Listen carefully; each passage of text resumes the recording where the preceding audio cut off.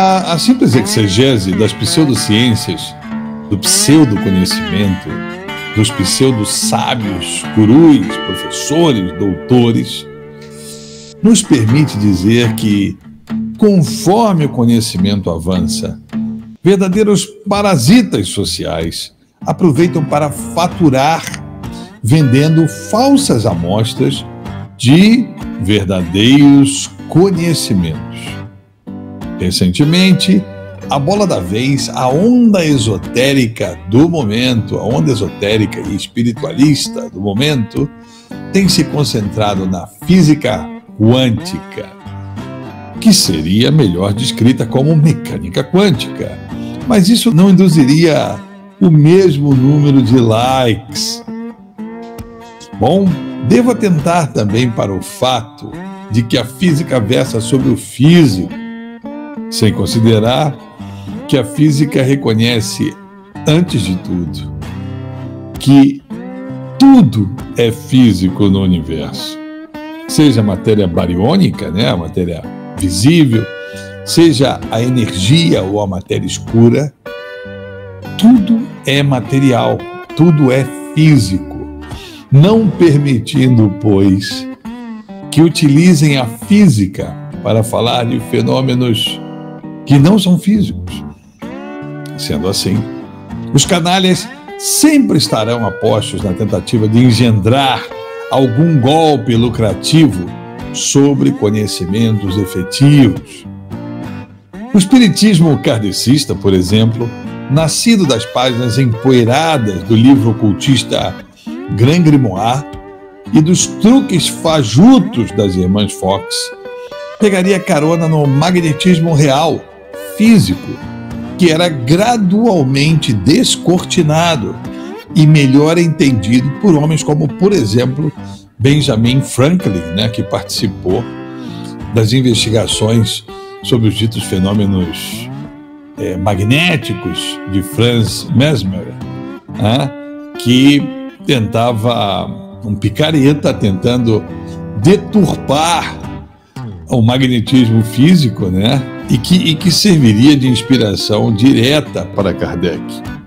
Bom, isso até que os fenômenos do eletromagnetismo fossem finalmente desvendados e por completo pelo dinamarquês Ørsted, demonstrado cabalmente, né, com comprovação do tipo know-how, ou seja, do saber como o fenômeno se dá e a ponto de poder replicá-lo e nos permitindo fazer previsões sobre o fenômeno que agora sim nós entendemos de fato. A isso chamamos de replicabilidade, repetibilidade, ao que podemos adicionar a precisão e, finalmente, como eu disse, a previsão, com elevadíssimo grau de acuracidade. Ørsted seria seguido por gênios, os gigantes como Ampère, Gauss, Biot, Savart, até o campo magnético com Faraday em 1831, e chegamos ao gigante escocês James Clerk Maxwell, que sintetizaria em suas famosas equações a eletricidade, o magnetismo e a ótica. Bom, isso tudo passa a ser denominado eletromagnetismo, né? Isso em 1905, né?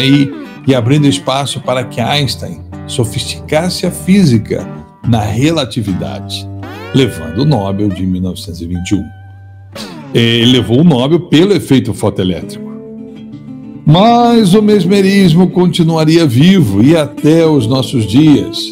O mesmerismo está presente no espiritismo, na teosofia de Lucilena Galvão, na antroposofia, e Blavatsky, Steiner, Rudolf Steiner e outras linhas ocultistas e estelionatárias. Pois Hippolyte Léon Denisard Rivail, nome artístico, né, Allan Kardec, já estava morto e enterrado quando sua mulher, Madame Kardec, foi intimada a depor, juntamente com os sócios de Kardec na Revista Espírita, crime, estelionato, enganação, vendendo fotos de espíritos, obviamente fraudulentas. Como tudo no espiritismo, né? Tudo é fraudulento. No espiritismo e em seus congêneres sincréticos, como o candomblé, a umbanda, e antes que seja acusado de racismo, apenas por denunciar picaretas, independente da cor da pele, da melanina, observe que o meu foco foi e é o racista Kardec. Aliás, religiões, seitas e picaretas, como no caso do espiritismo, sempre foram financiados com a venda de livros, como no notório caso da gangue de Uberaba, liderada por Chico Xavier, e a máfia da Federação Espírita do Brasil, liderada hoje pelo mega picareta Divaldo Pereira Franco, todos com nomes completinhos. Se vivo, Kardec estaria sentado no banco dos réus, em posição de destaque, naquele que ficou conhecido como a Procès des Spirites, ou Processo dos Espíritos.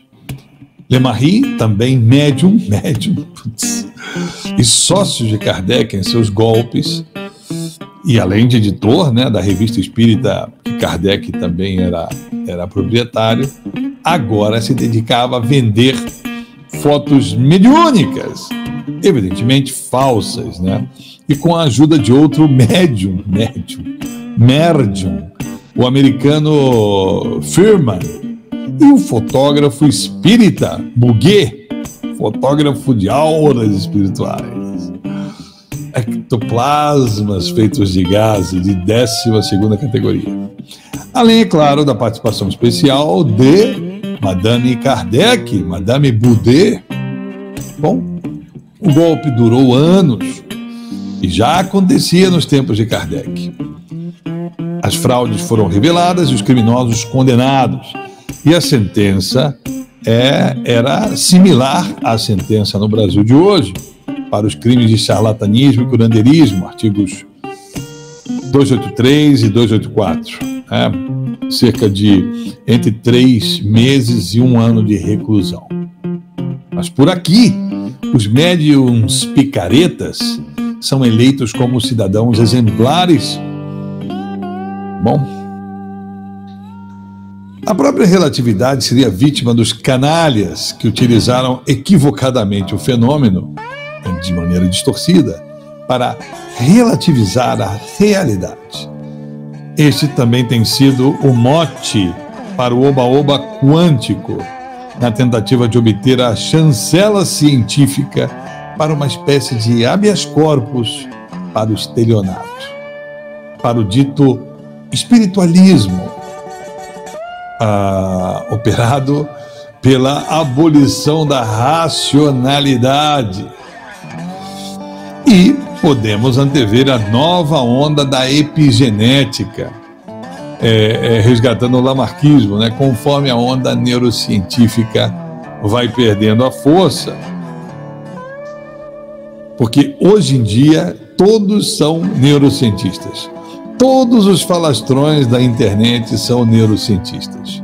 Coaches, gurus, pastores, sacerdotes, psicólogos, psicanalistas, teólogos, filósofos, picaretas, historiadores, advogados, comunicadores em geral, jornalistas e graduados em relações exteriores, como no caso da professora Lúcia Helena Galvão, professora esotérica, professora ocultista, pseudo-filósofa.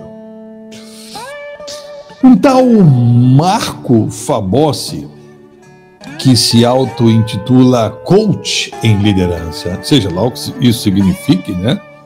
Citou a neurociência dizendo que uma certa empresa privada de recrutamento, a UKG, teria feito um estudo em 10 países com 3.000 pessoas, o que é uma amostragem pífia.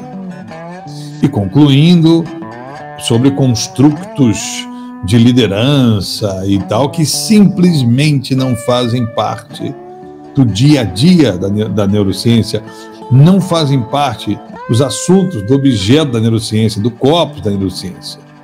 Isso reside só no mundo picareta e safado dos coaches, descompromissados com a verdade, descompromissados com o know-how, em saber como os fenômenos comportamentais se dão a partir de um bom e profundo entendimento sobre as bases fisiológicas do comportamento. Bom, sendo formado e doutorado em disciplinas da área neurocientífica, lembrei a esse picareta, né, nas redes sociais que e na neurociência nós não produzimos esse tipo de juízo de valor messiânico. Recomendei a ele a genética comportamental e o maravilhoso artigo Born to Lead. Lembrei ao coach ainda que a neurociência levou até aqui 68 prêmios Nobel, desde Carral, em 1906. E ele diz que ele gosta de neurociência porque ela ajuda ele ela é interessantinha, né? Mas eu quero lembrá-lo mais uma vez: neurociência não é assunto de opinólogo, não é tradição espiritual, não é assunto de coach. Neurociência é o único caminho concreto e consagrado por robustas hipóteses e provas para o bom, correto entendimento do comportamento humano. E muitos absurdos são cometidos diuturnamente nas redes sociais em nome das neurociências. Desde o mais abjeto proselitismo religioso, espiritualista, esotérico, até dicas de como enriquecer, influenciar pessoas, persuadir pessoas, no mercado negro da PNL. Esse tal Fabocci, a exemplo da Lúcia Helena Galvão, da Ana Beatriz Barbosa, do Clóvis de Barros, do Cortella, do Karnal, do Pondé e congêneres, se metem a falar de tudo sem qualquer formação que mais ou menos os capacite a entender o complexo fenômeno do comportamento humano. Além, é claro, de gozarem de experiência pessoal que naturalmente não lhes permite adotar qualquer tom professoral. E isso vale para mim. Não estou aqui tirando ideias de minha caixola. Eu estudei muito e continuo estudando para ecoar o conhecimento disponível como mero divulgador de conhecimentos consagrados e entrecruzados entre pares, milhares de homens trabalhando para avançar em alguns milímetros no entendimento do comportamento e para escutar absurdos homéricos, verdadeiros falastrões, opinando sobre tudo, opinando, com aura de professor, doutor. E eu sim posso adotar um tom professoral, já que divulgo matéria consagrada cientificamente. Consagrada cientificamente por meio de teorias robustas, como disse, e que foram provadas, além de fatos e evidências adjacentes que permitem antever resultados, antever os fenômenos, porque sabemos como o fenômeno se dá, pelo know-how, né? Isso, evidentemente, é bem diferente do messianismo em voga, e não estou sendo duro ou injusto, não estou generalizando e cometendo injustiças, não. Eu reitero a necessidade de denunciar a verborrágia e o axiologismo desses falsos profetas e gurus. Lamentavelmente, as redes sociais estão infestadas de picaretas falando besteiras, e o efeito nefasto desse processo perdurará por gerações. Pois não gostem de neurociência, como Marco Fabossi. Estudem. Se você quer utilizar a neurociência, não basta gostar de neurociência. Você precisa estudar neurociência. Estudar para valer. E aproveito para responder ao imbecil do monarque, né? Eu não sei nem que adjetivo usar para aquele monarque, cara. Ele estava tricotando lá com um camarada num podcast, né? E alegava que crer em Deus não demonstra limitações intelectuais. Mas isso não é verdade. Acreditar em Deus implica em bombar em ciências do ensino fundamental, porque você estará detonando a física, a química e a biologia com uma só tacada. O criacionismo. Crer em coisas sobrenaturais em 2024. Seguir religiões. Lamento. É sim um problema intelectual. E um problema intelectual do ensino fundamental. E mais, é um assunto neurocientífico, da esfera, ora, dos desvios cognitivos, algumas vezes também invadindo a epilepsia dos lobos temporais, que não causa convulsões, ou, em menor número, mas muito mais frequente do que vocês imaginam, invadindo o espectro da esquizofrenia.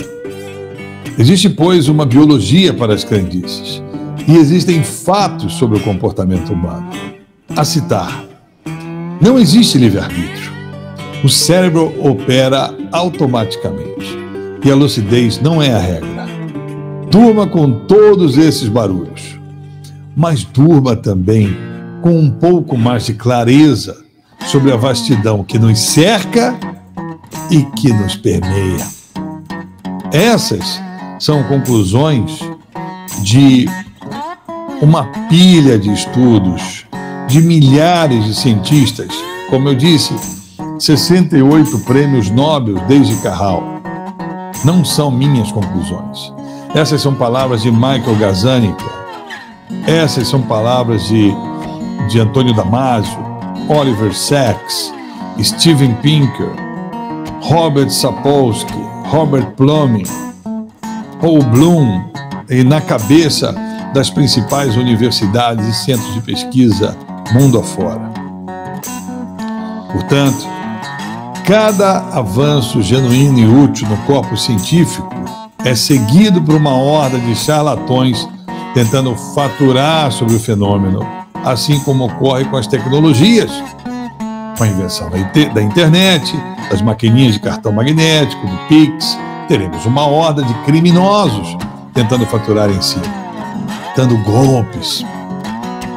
E vale notar que no fenômeno dos falsos gurus, como no caso notório de Chico Xavier, o objeto do crime não precisa necessariamente passar pelo enriquecimento ou pelo mero acúmulo financeiro.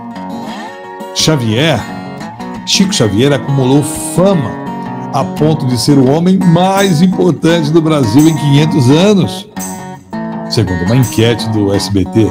Portanto, ele logrou notoriedade sem par a partir de seus golpes. Foi parar orgulhosamente na televisão. Oi, meu amor.